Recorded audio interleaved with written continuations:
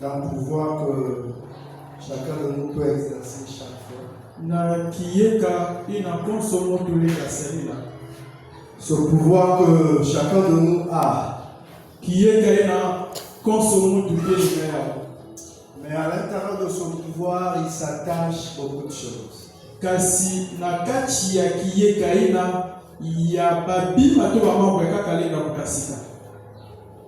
Plusieurs choses s'invitent. D'autres aussi s'envolent. Mais par la bonté de Dieu, le Seigneur nous avertit. Le Seigneur nous aide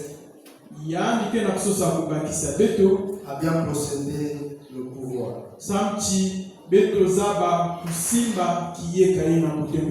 On va parler du pouvoir de la langue.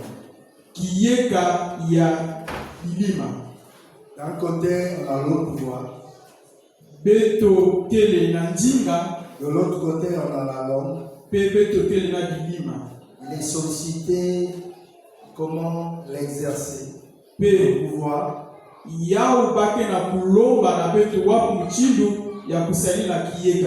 Et pour la langue, comment s'exprimer. Plusieurs péchés sont attachés à la langue.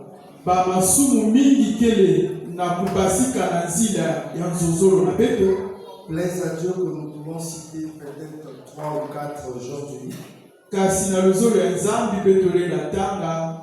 Certainement dans les années et jours à venir.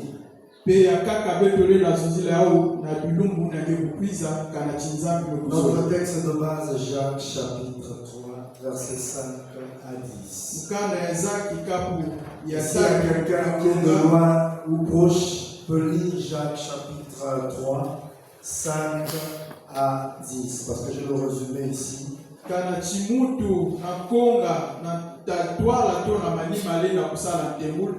frère va lire le livre de Jacques chapitre 3, versets 5 à 10.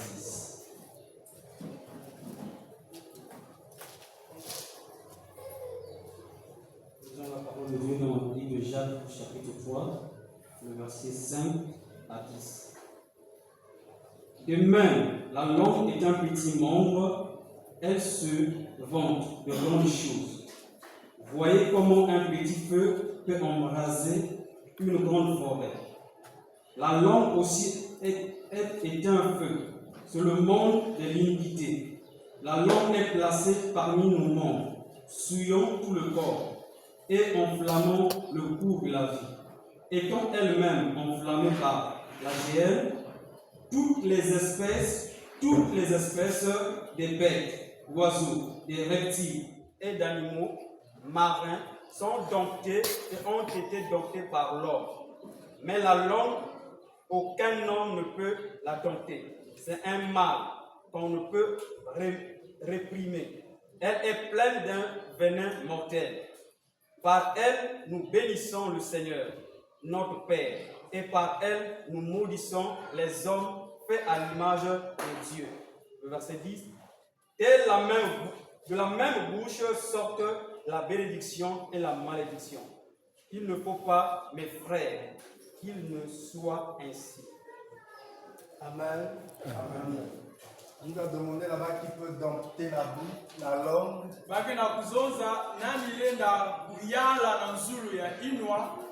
La langue.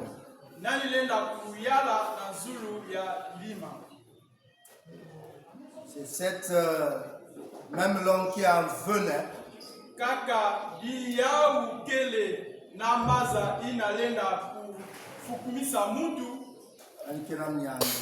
Le venin, c'est le miangamouka. Et dis-moi, qui n'a pas de langue ici? Tout le monde a la langue. Sans la langue, on ne peut rien.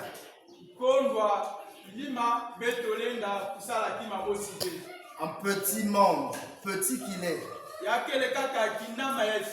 Même que lorsque les enfants naissent, On regarde réellement si cette langue est bien déliée. Ou bien c'est pas vraiment un frein. Donc, Jacques nous parle de ces choses. La langue est un petit membre.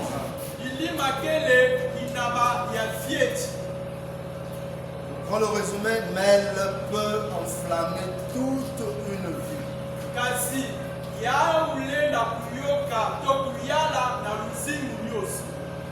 Elle peut t'enflammer en bien. Elle peut t'enflammer en mal.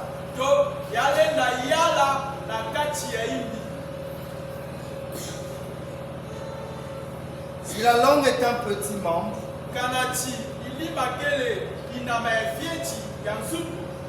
mais extrêmement puissante. Puissante avec nous.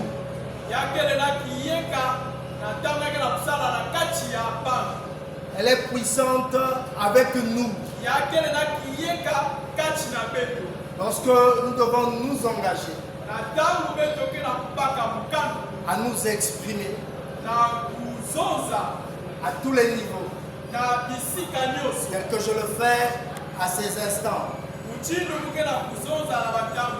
tel que tu le fais maintenant. Ta langue est en train de parler mais sans que je t'entende.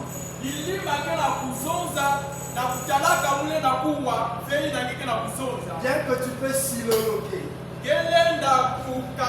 Ça dit parler seul. Parler seul. Mais il faut que ta langue bouge.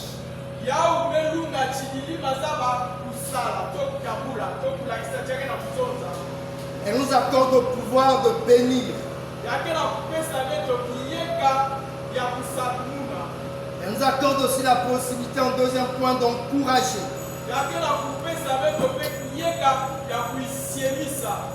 Elle nous accorde aussi la capacité de construire. C'est cette langue-là.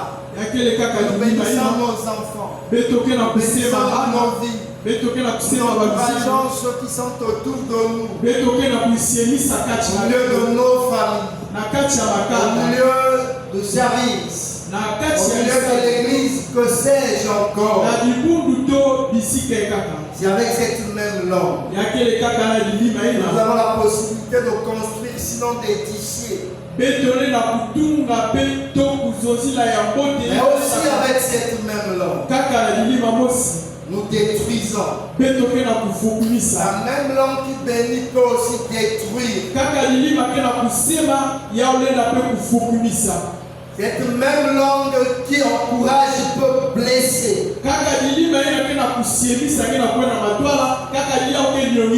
Cette même langue qui peut construire peut nuire tes destinées.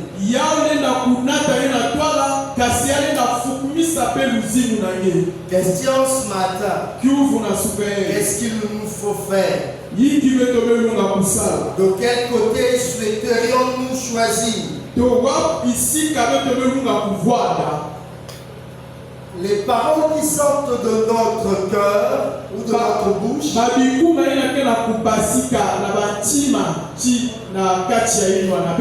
ça révèle l'état de notre comportement.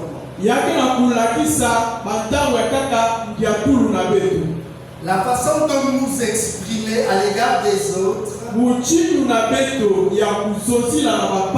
au travers de nos paroles, révèle notre cœur. Ça nous amène à découvrir comment est-ce que certains péchés sont attachés à la langue.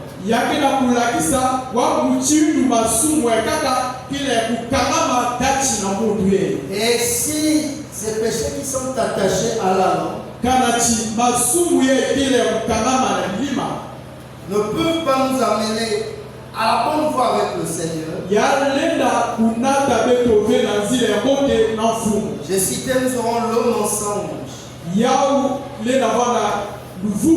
qui est la fausseté. Nous aurons la calomnie. Nous aurons la médisance. Certainement nous aurons les paroles mauvaises. Ils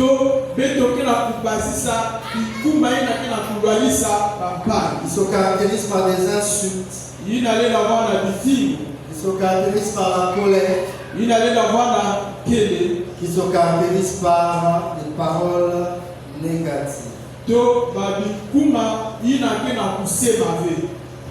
dirons pourquoi la langue est dangereuse.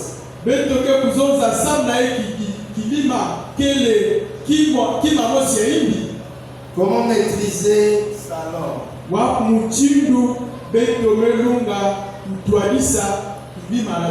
Quelle application nous faut-il pour cette langue? Ça voudrait dire que quand j'étais en train de préparer cette prédication, j'étais en train de dire qu'il n'est pas bon encore maintenant de parler. Parce que tout ce qui se dit ici est fort. En soi ou en ceux qui vont t'écouter, il serait mieux de mettre les Écritures et de faire passer le tableau.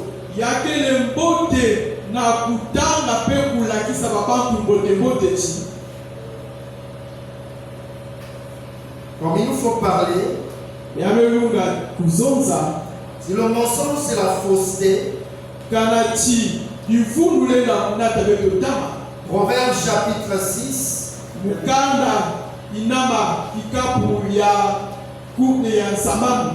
le chapitre 6, le verset 16 à 17.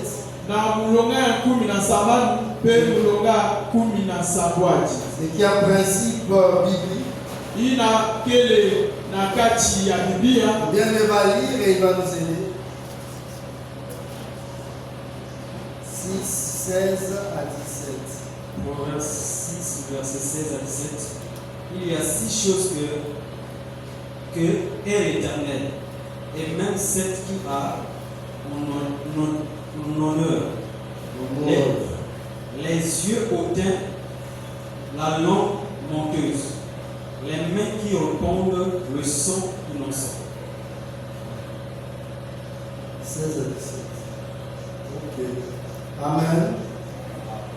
On nous a cité 5 choses pratiquement là-bas.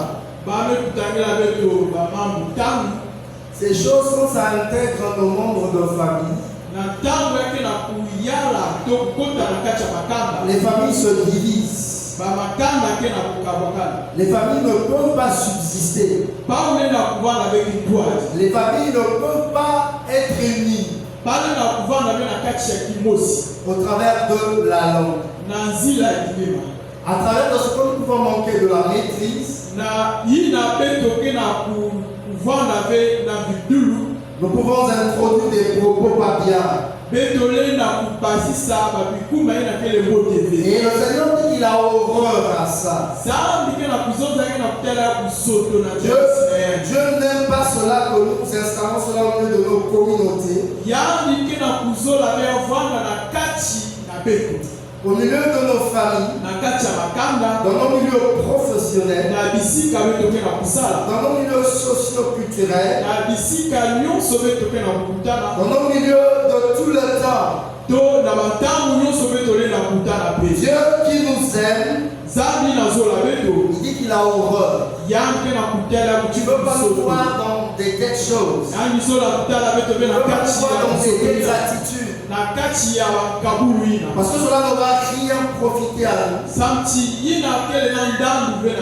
va nous amener à la destruction. Ça va nous amener à la séparation. Ça va nous amener à la division. Ça va nous faire perdre la présence de Dieu au milieu de nos familles. au milieu de nos amis, de notre milieu professionnel. C'est pourquoi Proverbe 6, 19 dit le faux témoin qui dit des mensonges et celui qui provoque des conflits entre frères. La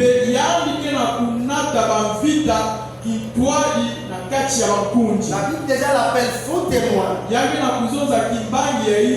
Et encore il dit quoi? Le mensonge. Et le mensonge qu'il dit va provoquer des conflits entre frères. Et aussi entre sœurs. Au milieu, dans une famille. Il est arrivé que mes sœurs étaient en discussion. C'était une question de rien de tout. On a voulu convoquer une réunion. Et comme à Brazzaville, c'est moi, le garçon qui est en charge de ces choses.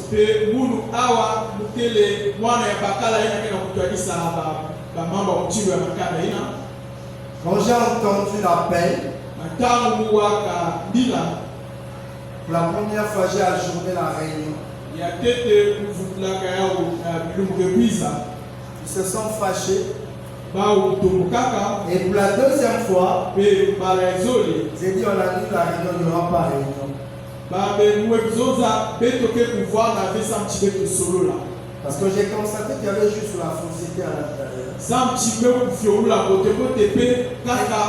Et souvent, le but dans les familles, quand les gens se réunissent pour régler un problème,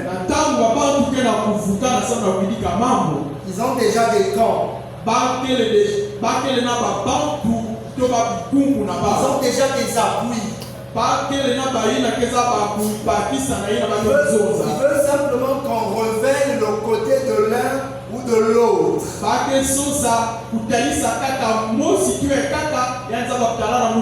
Le sens que Fabrice est pour un tel, et de l'autre côté appartient à une autre partie. Et quand tu vas parler avec cette même langue, dès que tu vas dévier, on va savoir que tu es en train de répondre à la raison à X.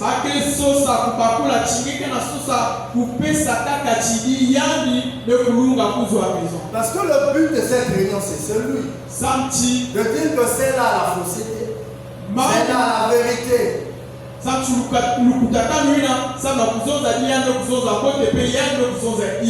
curieusement, toi qui vas trancher le problème, il faut que tu parles en proverbe. Pourquoi tu n'exerces personne? Mais les gens attendent que tu dises toi tu as tort, toi tu as raison en pleine famille. Pour qu'on sache que celui-là est un tel et il n'est pas pour l'autre. Et ils ont reporté chez les aînés m'ont appelé, j'ai dit, voilà l'intérêt pour lequel j'ai arrêté la réunion. Et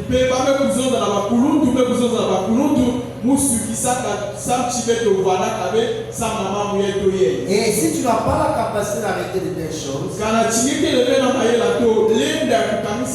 tu vas avoir des penchants. Tu vas avoir des tendances. Exemple 1, tu as ta femme dans la maison. Une situation de fausseté se répand. Tu as un neveu ou une nièce dans la maison. Viens, c'est ta grande soeur. Et toi, tu dois dire la vérité, tu es chrétien. Mais quand tu as écouté ta femme, tu as écouté ta grande soeur, tu condamnes que ta grande soeur a tort. Et que voilà délier ta langue. Dis qu'elle a tort. Et que ta femme a raison. Quelque chose commence à apprendre que j'ai déjà appris. Je vais te dire ce qu'après-midi. N'aime jamais la confrontation. Troisième de foyer. Petit, grand, soit. N'aime jamais faire une confrontation. Jusqu'à dire qu'un tel a raison, un tel a tort. Ça peut être ça. Ça peut être la vérité. Mais il faut savoir le dire. Parce que sinon, la personne qui a toutefois été accusée de tort, celle qui a toujours eu raison, si elle n'est pas de bonne nature, elle va continuer à monter des situations, fausses qu'elles soient, vu que la nature de celle qui a tort va toujours recevoir la laterne. Tout ça, c'est qui fait ça? Il s'exprime ainsi. Ce petit membre, la langue. Dernier conseil, quand tu es encore célibataire, il est bon. C'est ça qu'on est né dans la famille africaine. Il est judicieux. Il est paisible. Il est aimable. Et attentionné. Quand tu te maries, d'être que toi et ta femme. J'ai dit que tu devais dire amen. Il est mieux que tu sois seulement toi et ta femme dans la maison. Les décolis qu'on a envoyés là, entre guillemets, c'est les langues qui se délient après. Ce sont des antennes canal SAT. Ils sont bien positionnés chez toi. Quand même il y a coupure, il y a toujours connexion. Même quand on n'a pas payé l'abonnement, les jeunes passent toujours. Quelque chose de sérieux. Je suis né des 14 enfants, moi je suis en 11e position. Donc je connais le grand nombre, qu'est-ce que ça veut dire? Quand vous êtes deux dans le foyer, si j'ai laissé la tête à droite, je vais me retrouver à gauche. Je sais que c'est mon épouse qui a mis. Si j'ai mis quelque chose sur la table, ça a été déplacé, il n'y aura pas de médisance, c'est que nous deux. Il y a moins qu'on rentre dans ces moments-là. Donc il est bon. Le petit conseil. Parce que moi, shawa là du dehors là. Au moment du dehors, vous étiez dans les fiançailles là. C'était juste une période. Mais le vrai vécu, c'est là où tu vas savoir que quelqu'un se lève, il ne sait pas dire bonjour. Mais quand tu es habitué à dire bonjour, j'ai dit bonjour. Toi, tu n'es pas habitué à le faire. Tu te lèves même tu parles. C'est toi, c'est normal. Chacun a une langue qui se déliche. À l'instant, notre petit, tu es mal éduqué, toi. À la fois, ça attaque directement tes parents. À la fois, ça t'offense. À la fois, il y a beaucoup de choses qui peuvent se dire. Et si tu es taciturne,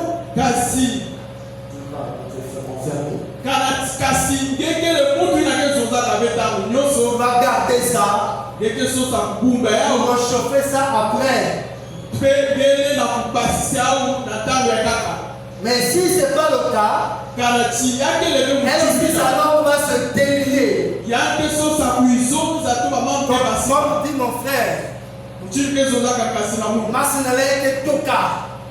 après Tia. Tout ça parce qu'on n'a pas su se maîtriser.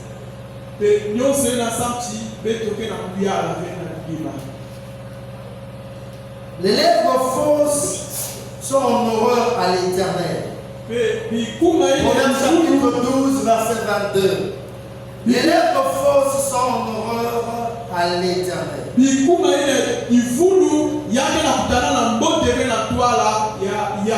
C'est quoi la fausseté ou le mensonge? Simplement dire ce qui est faux. Alors mais volontairement. Pourquoi? Le but c'est quoi? L'effet c'est quoi? C'est pour tromper. Même celui qui a le Saint-Esprit trompe.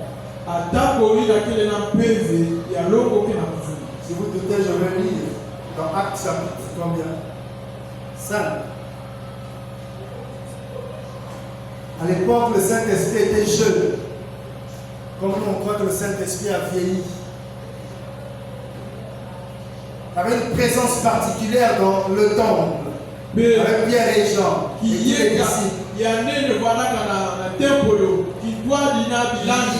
n'avaient pas tort. L'homme et la femme unis. Donc le mari a menti. La femme aussi, quand il est venu aussi, de la même manière aussi, la menti. Ananias non, Saphira aussi non. Est-ce que c'est pas biblique? Les deux sont unis. Donc ils ont la possibilité de faire la même chose. Dire ce qui est faux. Volontairement. Pour tromper. On t'a même pas demandé. Mais tu le dis volontairement. Pourquoi? Pour tromper.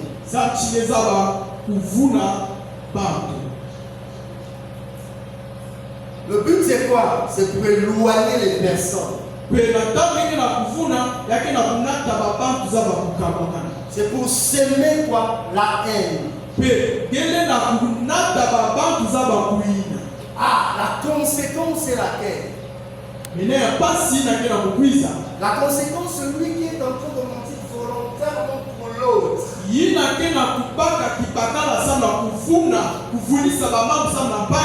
Dans l'expression, la première chose qui va nous dire, il y aura une perte de confiance à l'égard de celui qui est en train de mentir. Deuxièmement, il va détruire la relation. Troisièmement, il va être éloigné de Dieu. Il va être au milieu de ceux qui servent Dieu. Il va être au milieu de la famille. Il porte le nom de la famille. Mais la filiation commence à poser des problèmes si réellement il a le sang de cette famille. Il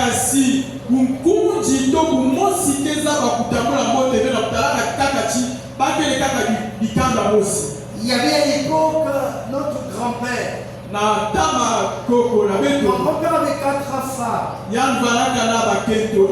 font d'inceste qui se fait chez ses œuvres.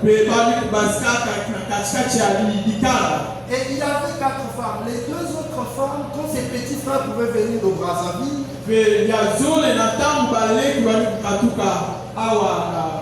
dès qu'ils arrivent, il dit dans la langue, il dit que la première, la deuxième porte ne vous concerne pas.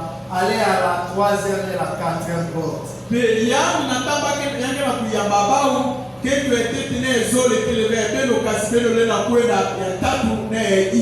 Et ces femmes-là pouvaient être aussi enceintes. Et le grand-père pouvait savoir. Curieusement, ces enfants-là portaient le sosie de notre grand-père.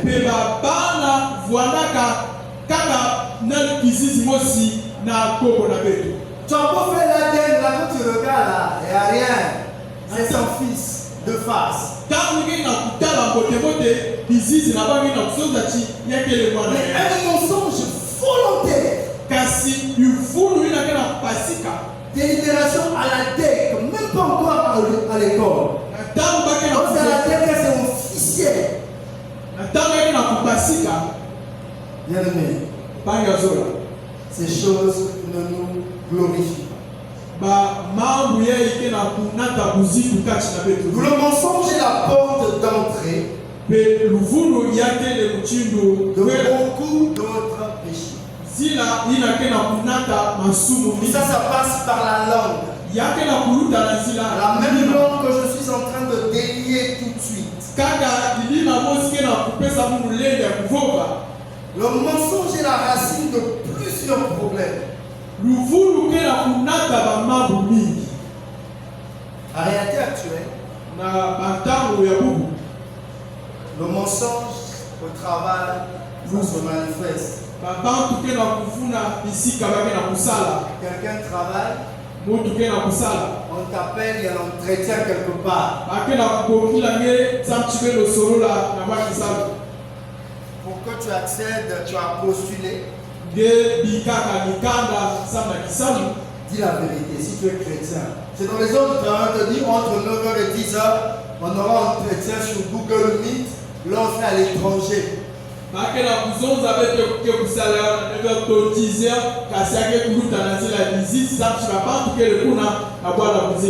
Et au boulot, on doit te voir à 8h.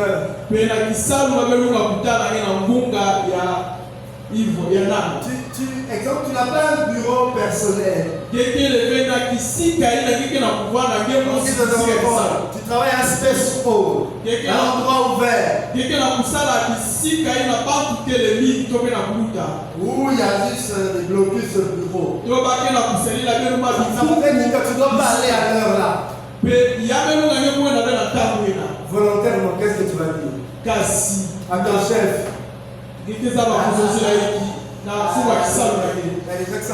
Qu'est-ce que tu vas dire à ton chef? Je suis malade, j'ai la diarrhée.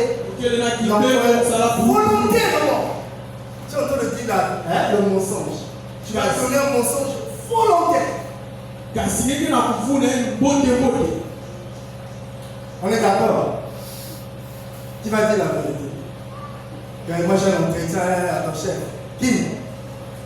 Personne. La fausseté va sortir volontairement. Ça, c'est même pas contre quelqu'un, même pas contre quoi. Je fais pour mon avantage. Mais tu vas mentir volontairement. Et tu te retrouves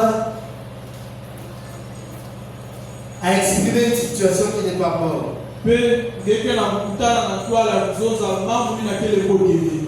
Et surtout dans les milieux de service. On rentre dans une forme d'hypocrisie, j'ai appelé ça l'hypocrisie sociale. L'hypocrisie sociale. Tu vas Roland, c'est mon chef. Je n'aime pas le frère Roland. Mais quand j'arrive, bonjour, je suis là, je présente une attitude bonne. Fausseté exagérée. Mais tes actes le revêtent. Volontairement, tu ne l'aimes pas. À cause du travail, au lieu de l'exprimer un peu tranquillement, calmement, il y a une hypocrisie sociale. Parce que tes avantages en dépendent. Volontairement dans le mensonge. À la langue se délie encore à cet instant. Ainsi à l'hypocrisie sociale aussi à l'église. Je sais qu'il y en a pas si Dieu nous en parle. Je sais qu'il y en a pas si Dieu nous en parle. Vous ne devriez pas noter ces genres de choses au milieu des enfants de Dieu. La preuve en est que tu t'es salué avec l'autre. Alors quand tu n'aimes pas ton frère, tu le salues. Comment tu sens? Comment tu vois ta fausseté? Un membre de la famille que tu n'aimes pas, quand tu salues ce membre-là, comment tu vois ton mensonge s'exprimer?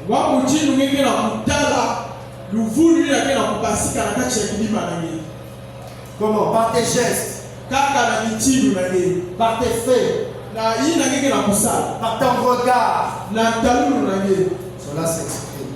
Et l'hypocrisie sociale s'installe. Et ces choses refroidissent la puissance de Dieu, la présence de la convivialité ou de la cohérence au milieu du travail, au milieu social, au milieu de la famille, soit au milieu de l'église. Ces choses viennent refroidir.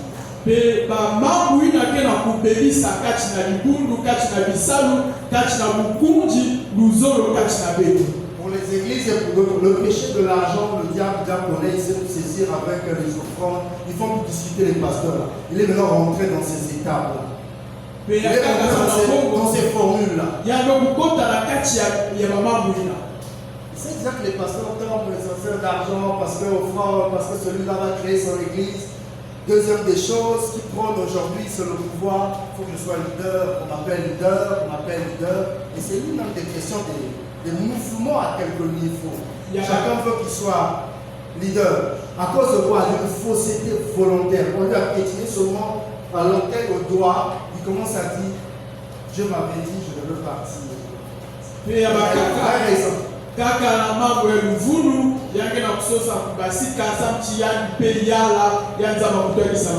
la vraie chose, on veut avoir le pouvoir. On veut conquérir le pouvoir. Ce pouvoir-là se passe par la langue. Mon grand-père en réunion, il disait, il dit que la personne qui a rêvé, est-ce que dans le rêve il y a un témoin?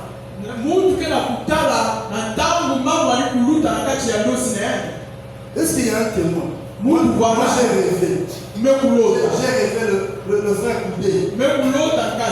Il a 11 coudées.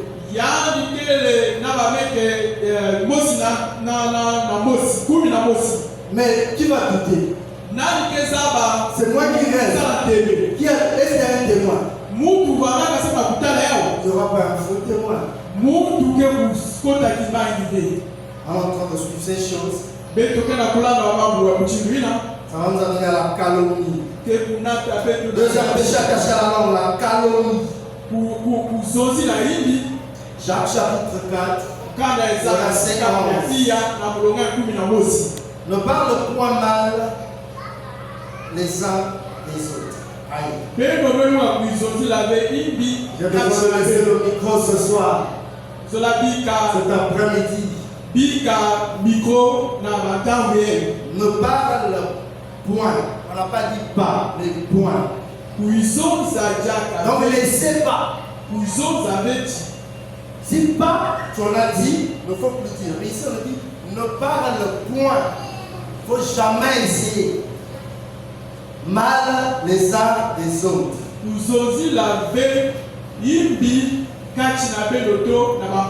Dans les familles, c'est ça qui nous divise. C'est vrai qu'entre guillemets, avec ces questions sociologiques qu'on étudie, la pauvreté, comme on le dit aussi, nous divise parce que l'autre en a l'autre à faire et ça nous amène dans les colères.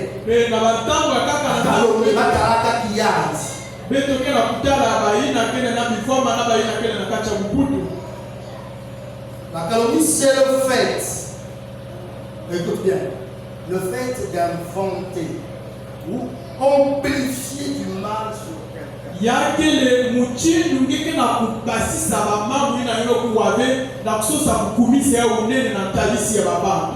Je vais prendre un exemple. Je vais te donner une idée. Je vais donner un argument. Nous qui avons fait littérature, on descend. Il faut qu'on donne un exemple. Après, je vais donner une phrase de transition. C'est la dissertation. Une personne qui a la garde républicaine, même si les bérets violets là, même s'il est devant seulement à l'entrée, quand il vous dit tous les jours, il voit sa soeur, est-ce que toi tu vas dire? Muntu inakena keidila fumu ya luyalo kana chanzo zina nyo consultant mwenye kutalaka yani nani keza bakusala kile même s'il te dit tout de suite c'est en train de se chambrer avec la première dame elle a dit ceci mais c'est lui qui travaille à la prison tu vas douter yani keza la kuna mais le fait qu'il travaille là kaka yanke la kusala kuna s'il veut calomnier une personne kana chiamso sa kuzozi la imbi déjà sa posture dit qu'il a la présidence bien que la kulakisa kaka mvoiture na ce qu'il a dit c'est vrai après quoi il va inventer yani te kusosa kubasisa mama pour qu'il se fasse bien entendre zamti babantu zaba kuwa ni bote il va augmenter le volume yanke sosa kubwesa ya mambo ya kaka il va changer les décibels pour que ça se fasse bien longtemps. Et ce qu'il est en train de faire, c'est sur qui? Il est en train d'amplifier quoi? Le bien. Il est en train d'inventer le bien. Mais c'est le mal. Sur qui? Sur un chien. Même les animaux s'aiment. Les animaux s'aiment plus que nous, même. Un collègue au boulot, il a un point noir. Quand on chante la chanson, soleil, lui il dit Zola Pabanko, Zola Pabanko, Zola. Il dit ça souvent au boulot quand on est dans les retraites de travaux d'activité. Il veut seulement dire où les animaux s'aiment. On n'éduque pas un chien. On a le chien à l'instinct. Le chien ne peut peut-être apprivoiser.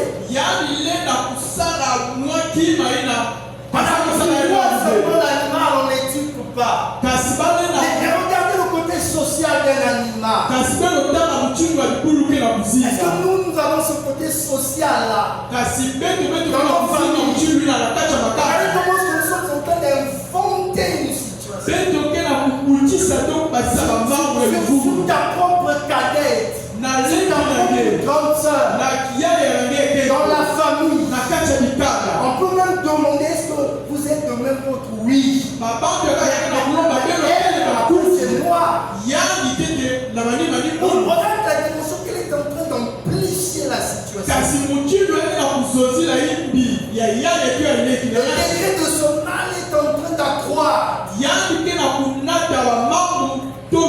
À Corinthiens chapitre 15, verset 55, c'est quoi bien si je ne me trompe pas? Si je ne me trompe pas, je crois bien. Si c'est 45, les mauvaises compagnies corrompent les bonnes mœurs.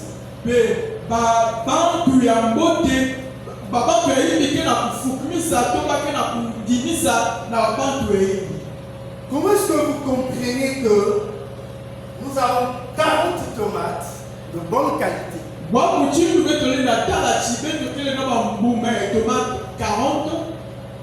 Une seule tomate qui est infectée.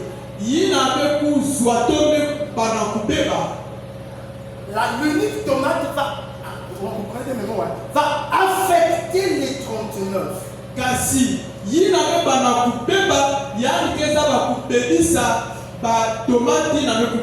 Mais comment on ne peut pas arrêter cette infection-là?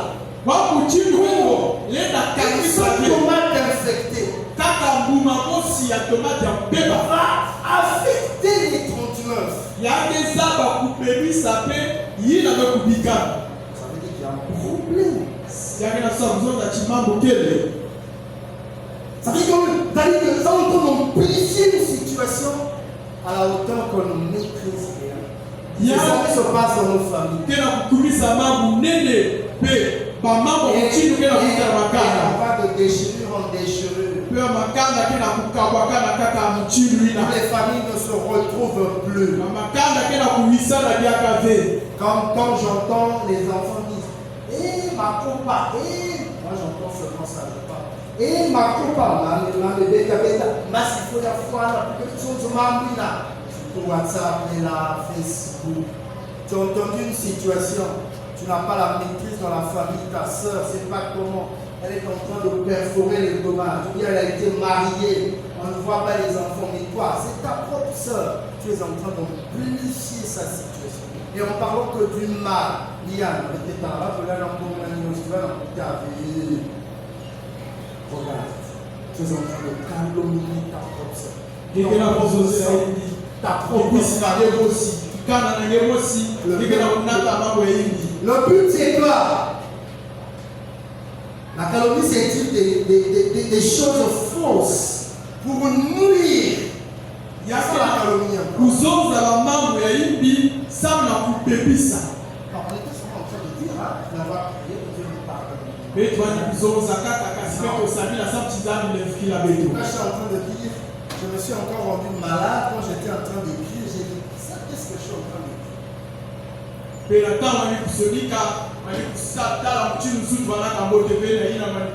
Je me rendais malade parce que la prédication, à mon niveau, je me regardais moi-même. Est-ce que moi-même je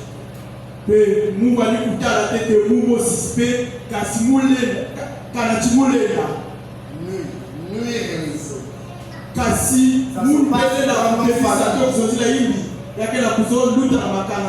Ça nous éloigne de la présence de Dieu dans nos familles. Dès lors qu'un frère et une soeur dans une famille ne s'entendent pas, c'est une voie d'accès pour que l'une des parties accorde l'autorisation à l'ennemi de le tuer. Parce que quand on viendra demander comment tu trouves que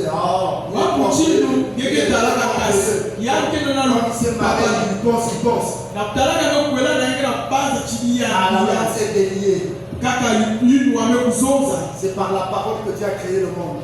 C'est la parole qu'on va prendre pour qu'on aille détruire ton frère. Et quand il va mourir, c'est toi qui vas commencer à pleurer sans le savoir. Quelque part, on dit la sorcellerie inconsciente. Je dis tu es conscient.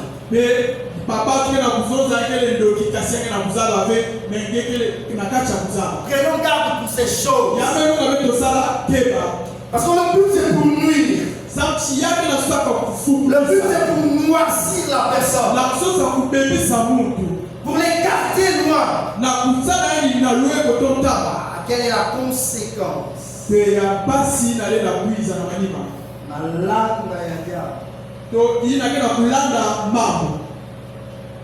C'est tuer la réputation sans toucher le corps. C'est la calomnie. C'est tuer la conséquence, c'est tuer la réputation de la personne.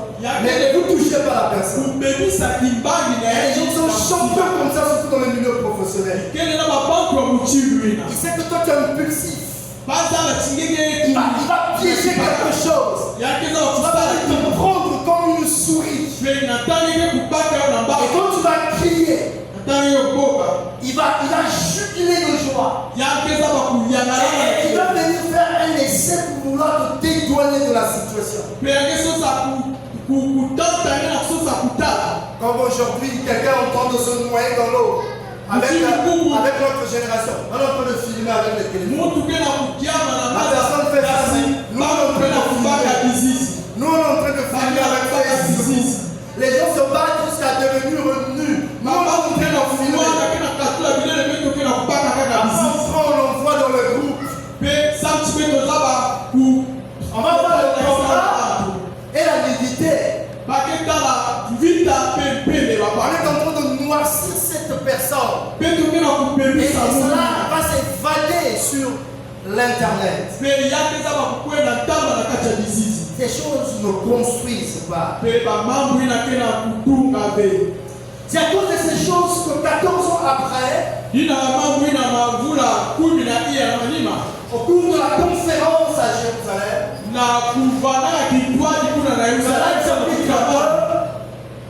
dans le livre de Galates chapitre 2, Paul vient à Jérusalem. Il s'est exposé auprès de ceux qui étaient avec Jésus. Pour voir l'exactitude de ce qu'il prêche, si ça corrobore avec ceux des apôtres qui étaient avec Jésus.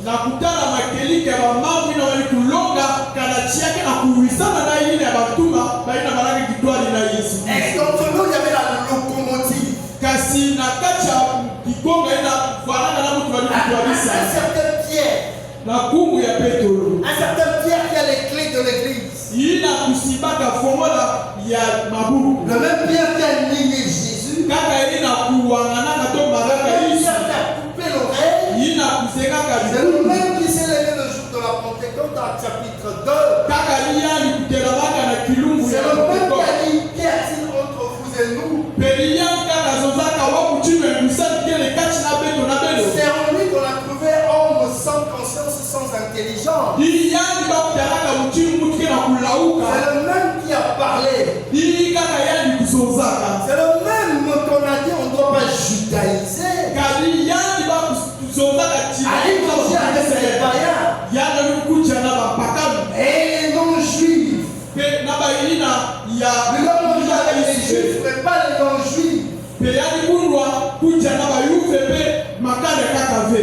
Pierre a failli. C'est lui qui s'est disculpé dans les voies. Avec qui? Avec Barnabas qu'il a entraîné dans ses voies. Mais qu'est-ce qui est arrivé? Pierre l'ayant vu, Paul l'ayant vu. Et quand ils sont repartis au regard des Écritures, Pierre, Paul l'a censuré. J'étais vu en train de marcher, en train d'entrer. Toi tu dis qu'on ne judaïse pas devant les gens. On ne doit pas manger avec les païens. Par définition, païen, ce n'est pas celui qui ne connaît pas Dieu. Selon le Testament, païen, c'est celui qui ne faisait pas comme les Juifs. C'est ça la définition du païen. Mais notre païen aujourd'hui, c'est par révélation. Parce que tu ne fais pas partie de la race du peuple de Dieu. Nous aussi, nous ne faisions pas partie. Nous avons été greffés par l'olivier sauvage.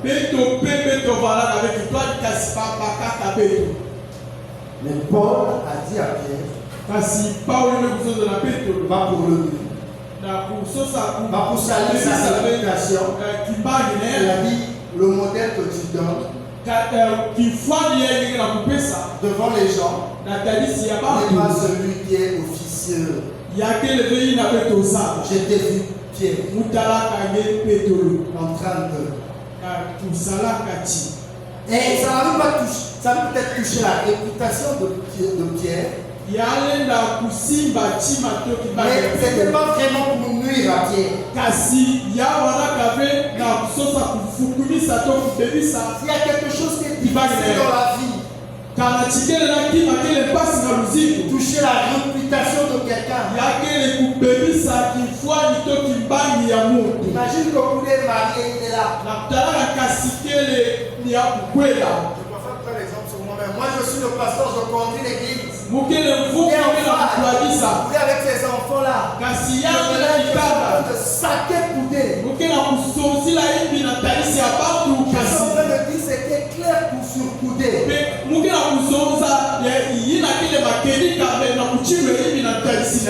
touche la réputation de poudé. Pour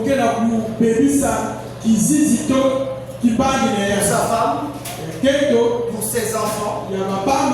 Il serait mieux d'aller dans la pièce parler à Dieu. Tout ce monde a sapé. venir entendre ce que Fabrice va dire à Koudé.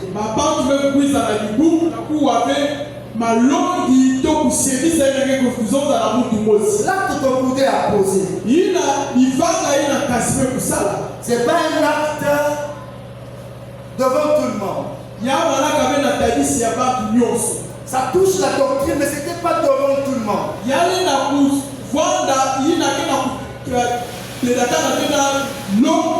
Donc les personnes qui s'assoient aussi réprimandées peut-être aussi de côté. Et donc si vous n'avez pas la maîtrise, il y aura débat. Il y aura débat.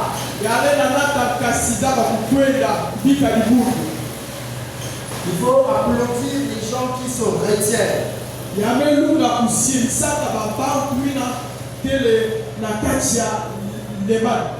La médisance. Troisième élément. Les péchés attachés à la langue. La médisance, c'est le fait de parler mal de quelqu'un en son absence.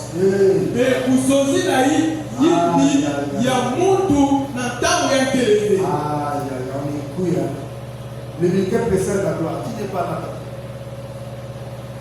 Parfois, prédicateur se lève la main, parfois il voit. L'humilité précède la gloire. Qui n'est pas là?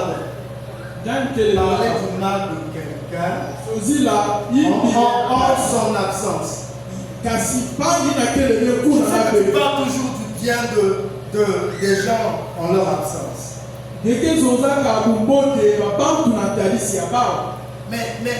difficilement on parle souvent du bien de quelqu'un en son absence. Ça c'est souvent devant lui. Quand on parle de quelqu'un, tu vas sortir après, il y a un arrêt de plus qui va se faire quelque part. Tu sais, il chante bien, mais il pêche bien, mais tout ce qui est là est calculé. Le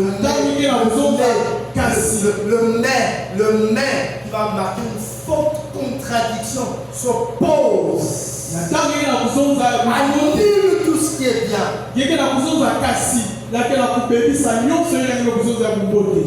En son absence. Quand l'autre est absent, tu dis pas. Quand Uri n'est pas, qu'est-ce que Joab se vient de ta vie?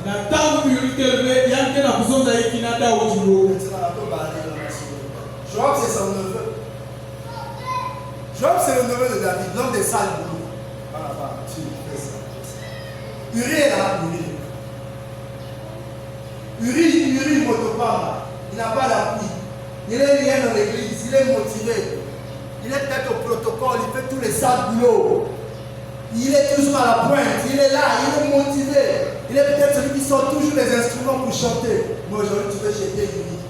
Uri ne sait pas. Pauvre Uri, on lui dit, va à l'église de Mangembo. Il court, va faire le protocole. Tu ne vas pas être à l'intérieur, tu vas être dehors. Et c'est ce jour-là qu'à l'église de Mangembo, les sauvages vont sortir. Les microbes, comme on les appelle en Côte d'Ivoire. Ils vont sortir. Et voilà, il est parti. Quelle est notre nature à nous? Comme si nous sommes dans nos familles. Le but de la médisance, c'est blesser. On peut blesser quelqu'un. Beaucoup de blessures viennent de la langue. Il va voir. Il va voir. Dans cette famille-là, il ne sait pas lesquels qui ont commencé. Il va voir. Il va voir. On va lui dire les vérités devant tout le monde. Quand tu vas te casser, quand on fait les yeux, gonfler les yeux sur toi. Comme à l'école que nous sommes, tout jeune. Si un pasteur rêve pour passer la CCE de tous les temps, c'est pas grave. Quand on rêve quelque chose de bien sur toi, on ne te dit pas. Si on t'a rêvé une mauvaise petite, viens. Mais tu commences là à pleurer. Ça, c'est l'école.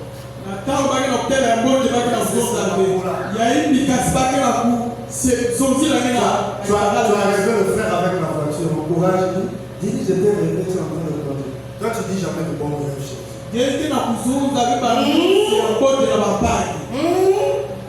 Tu dis jamais faire l'amour de la position. Bien, on se boulonnait, il fait, il soit là. Ah, il a fait. Mais le fait qu'il se regarde, il est encore arrivé. Après quelque chose, quand il arrive, il dit ah. Médisance, oui. Calomnier, fausseté, mensonge, nous voulons nos familles toujours.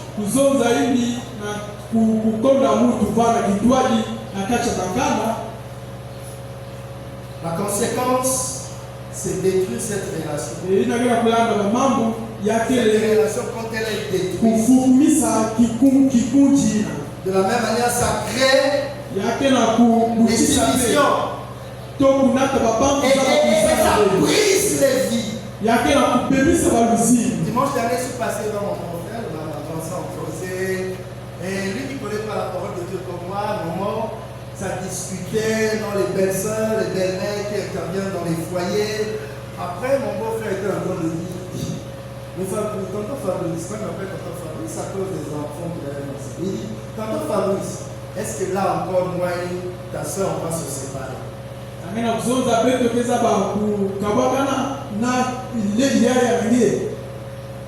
Mais s'il faut qu'on se sépare, si elle dit elle va partir, elle prend sa direction, moi aussi je prends ma direction. On va laisser les enfants dans la maison. Personne, on ne s'est pas connu avec les enfants. Et ça m'a fait rire. Elle a dit, waouh, ça c'est vrai. La femme dit, on ne s'est pas on ne s'est pas connu avec les enfants. Toi qui connais la parole de Dieu. Tu répètes ça beaucoup de fois. Parce que tu as entendu des ragots. Comme cette femme est venue dire à l'autre, j'ai vu ton mari à l'hôtel avec une autre femme. L'autre femme a dit, mais qu'est-ce que tu es allé faire à l'hôtel sans ton mari?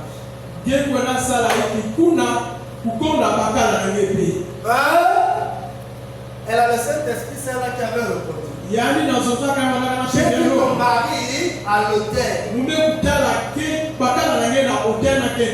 Oui, mais toi, qu'est-ce que tu es allé faire à l'hôtel, toi qui es une femme mariée? Et donc, s'il y a quelque chose que nous devons éviter, je vais tendre à finir.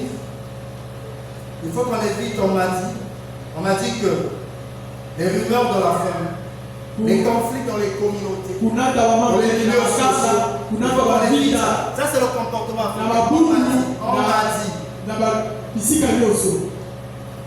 Les paroles mauvaises, il faut qu'on évite. Éphésiens 4:29, il faut qu'aucune parole mauvaise ne sorte de votre bouche. Ça sont les mamans et filles de parole. C'est ta propre fille, mais tu fiasses. Et quand tu as fiasté, c'est bizarre. Le but de fiaster des mauvaises paroles, c'est d'anéantir. À partir des insultes.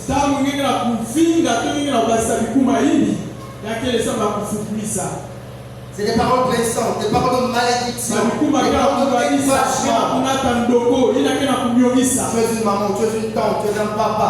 Il n'y a jamais rien de bon qui sort de ta bouche. On est en train de détruire l'estime des autres. De manière profonde, en attirant une atmosphère négative. Une parole peut marquer une personne à vie. On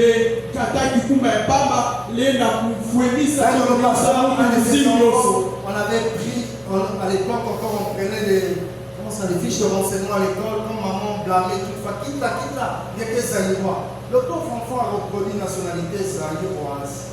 Et le papa l'enseignant était étonné, je connais tes parents, il est revenu juste auprès de parents. Regardez l'enfant a dit, il est zaïrois. Et il a regardé le papa, et l'enfant a dit, mais c'est maman qui me dit que je suis zaïrois. Non, c'est pas un témoignage à placer. C'est Lionel Gibi. Quand maman se fâche, ça y va. Derrière ça, ça y va. Après, l'enfant a fait. Donc, moi, moi, c'est ça. Nationalité, les paroles de ça. Les paroles qui peuvent anéantir quelqu'un. Vous voyez que ça va faire qui vous fait. Vous voyez que ça va bien. Tu dis même ça à tous les niveaux à quelque part. Tu es chef même quelque part. Ton management te décourage seulement. Tu n'encourages pas. Ah, ces choses sont attachées à la langue. Pourquoi la langue est dangereuse? À Jacques 3,6 dit la langue est un feu. Parce qu'elle agit rapidement. Elle est difficile à contrôler. Elle révèle l'état du cœur. On était en mission au Rwanda. On avait un collègue qui avait mal, il y avait des actes qui l'ont amené jusqu'en prison. L'histoire n'était pas révélée au quartier général. On parle des situations sur le manger. Un collègue t'a donné à manger, c'est lui qui est de la zone, on est en train de manger un repas, Nyamachoma qu'on appelle ça. J'ai vu mon collègue en train de vomir des situations de l'autre collègue sur le manger. Je le regarde même dans les yeux, j'ai dit, ah bah mes poussés, bah mes habits singés, bah mes forcés. Il y a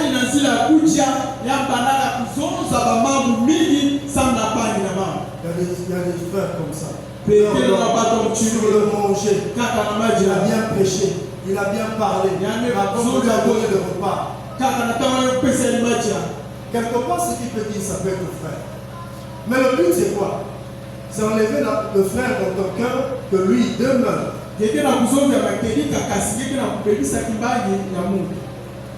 La langue est rapide. Que Dieu m'aide et nous aide à contrôler. Comment maîtriser la langue? Remplir son cœur de bonnes paroles. Comment maîtriser la langue? Il faut qu'on remplisse nos cœurs de bonnes paroles. Car la bouche parle de l'abondance du cœur. Il faut qu'on remplisse nos cœurs de bonnes paroles. Premièrement, deuxièmement, il faut que l'on réfléchisse avant de parler. Est-ce vrai? Est-ce nécessaire? Ma mère est venue passer le moment de retraite chez moi. Elle fait 5 ans chez moi. Elle est terrible elle-même. J'ai dit à mon épouse, elle ne touchera pas le feu, elle ne fera rien ici. Mon épouse s'est passée. J'ai dit, c'est là, c'est moi, le commandant.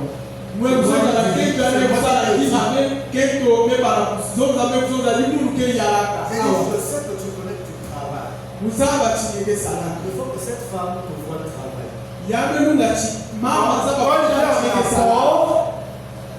Il n'y aura pas de problème.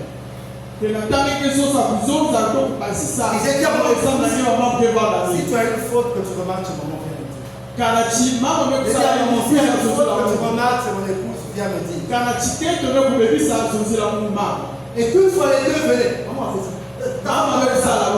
Un jour, maman m'a dit, mais toi aussi tu n'es pas comme elle, non, tu ne réagis pas. J'ai regardé mon père.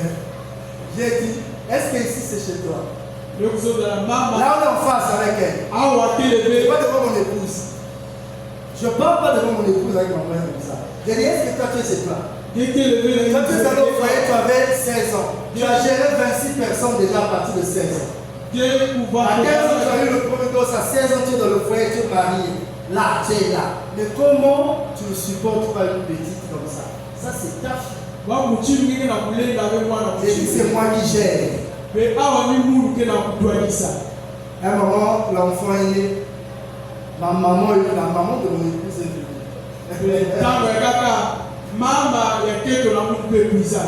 C'était compliqué.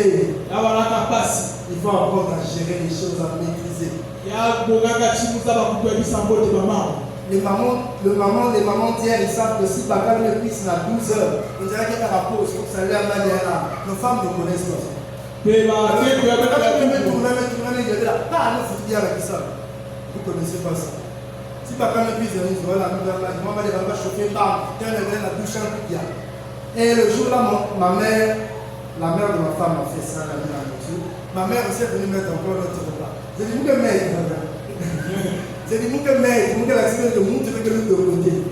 J'ai mangé les deux. J'ai fini. Je me suis levé, je suis parti. Oh, l'une d'entre elles cherchait un litige.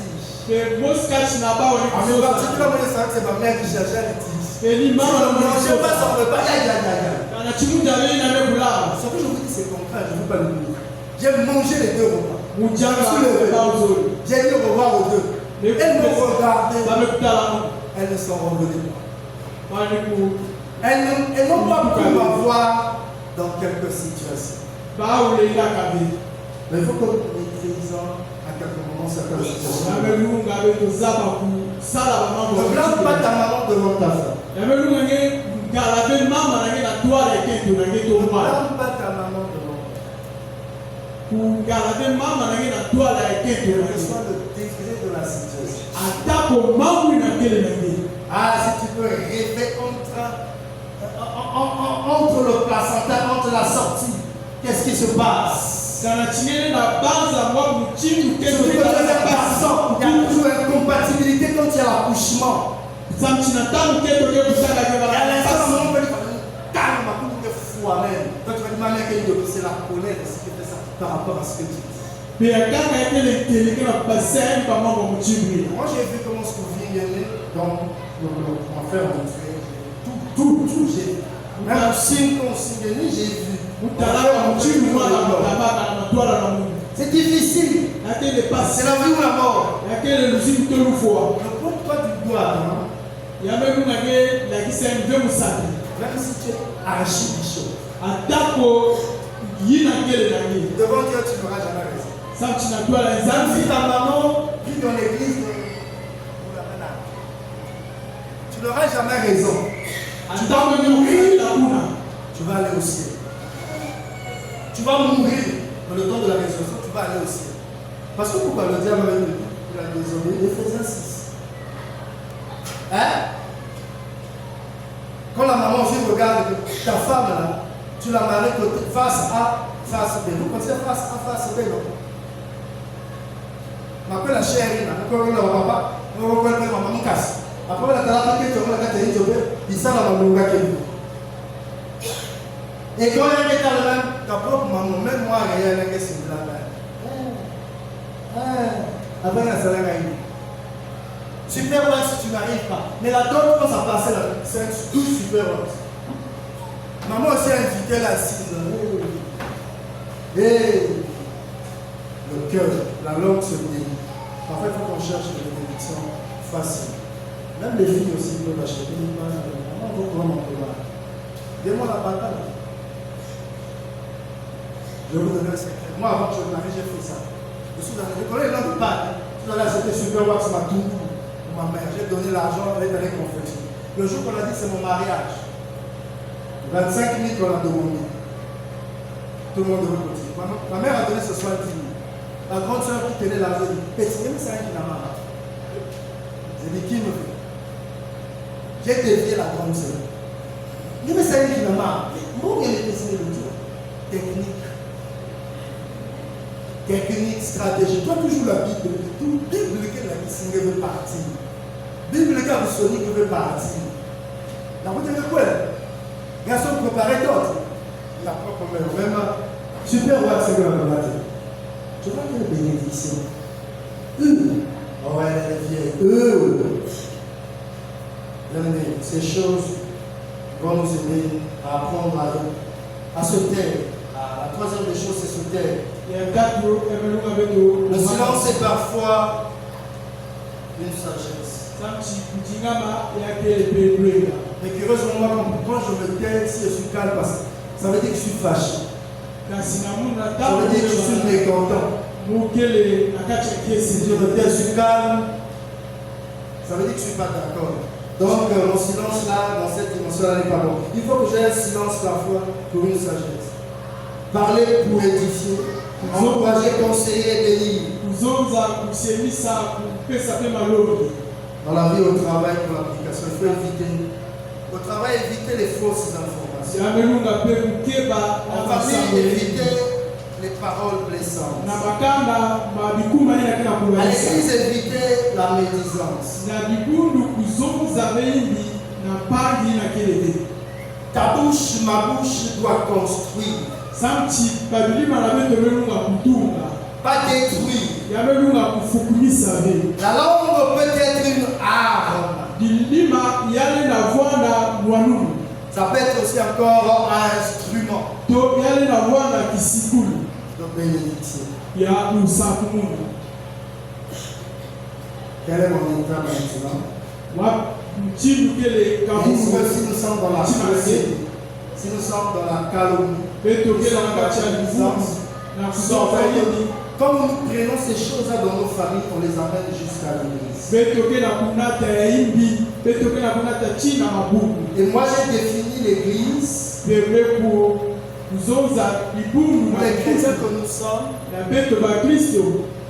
Écouter la parole de Dieu, pour bien avoir une bonne attitude spirituelle, changer de mentalité, être un chrétien modèle, c'est avoir une bonne éducation.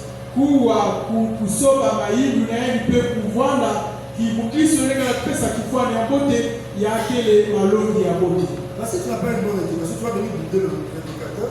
Quand les frères vont y va à gauche, je cherche à aller à droite. Ça revient de la maison.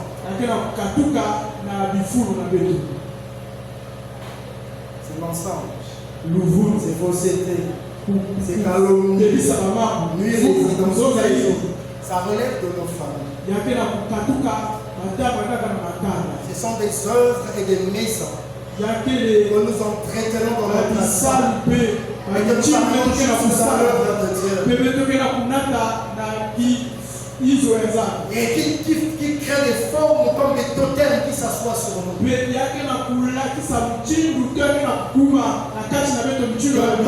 Que nous ventilons des unes des autres.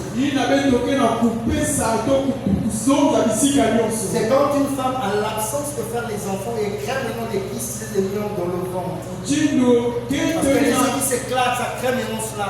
Et comme la mauvaise alimentation qui crée ces choses, ça se crée.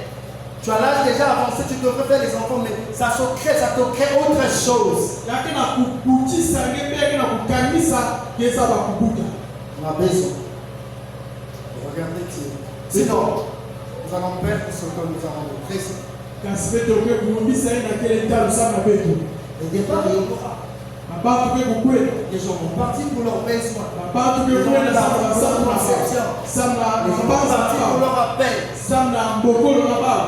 Le malheur, c'est que la personne parte sous ton impulsion. Et quand on vérifie, c'est vraiment fondé. On vient de ramener et de demander pardon à l'autre, tu ne veux pas. Nous entraînons des choses comme ça. Depuis nos femmes. Et nous les ramenons jusqu'à l'église. Et c'est ce qui peut créer. On ne démarre pas avec un bon levier. C'est les mêmes choses qui sont arrivées avec Actes chapitre 6. L'affaire des diacres, c'est ça. Cela de tel est de tel autre. Que Dieu nous aide. Que Dieu nous fortifie. Que Dieu nous accorde sa grâce. Pour que nous puissions regarder le Seigneur. Afin que de tels pièges qui ont été annoncés, qui ont été expliqués aujourd'hui, nous servent d'avertissement pour certains. Pour d'autres qui emboîtent le pas, servent de s'arrêter. Attention, danger de mort. Pour réguler. Pour ceux qui ne se sont pas encore plongés là-dedans, qui servent comme d'information et de formation. Pour le Saint-Esprit Donc, par l'accès à cette génération-là, Amen. Amen. Que Dieu nous bénisse.